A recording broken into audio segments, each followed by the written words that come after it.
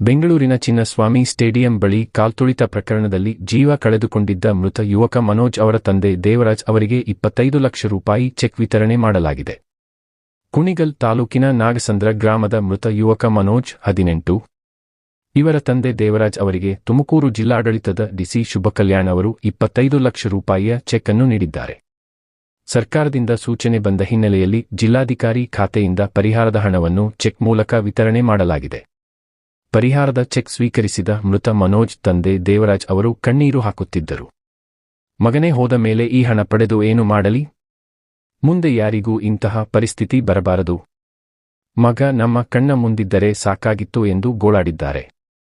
ಪರಿಹಾರದ ಮೊತ್ತವನ್ನು ಮನೋಜ್ ತಾಯಿ ಮತ್ತು ತಂಗಿಯ ಭವಿಷ್ಯಕ್ಕೆ ಮುಡಿಪಾಗಿಡುತ್ತೇನೆ ಎಂದು ಹೇಳಿದ್ದಾರೆ. ಮನೋಜ್ ತಂದೆ ತಾಯಿ ಮೂಲತಃ ತುಮಕೂರಿನವರು ಆದರೂ ಜೀವನಕ್ಕಾಗಿ ಬೆಂಗಳೂರಿನಲ್ಲಿ ವಾಸವಿದ್ದರು.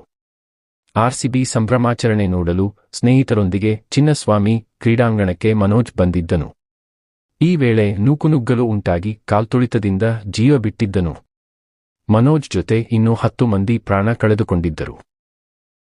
ಈ ಎಲ್ಲರ ಕುಟುಂಬಸ್ಥರಿಗೆ ತಲಾ 25 ಲಕ್ಷ ರೂಪಾಯಿ ಪರಿಹಾರವನ್ನು ಸರ್ಕಾರ ಘೋಷಣೆ ಮಾಡಿದೆ.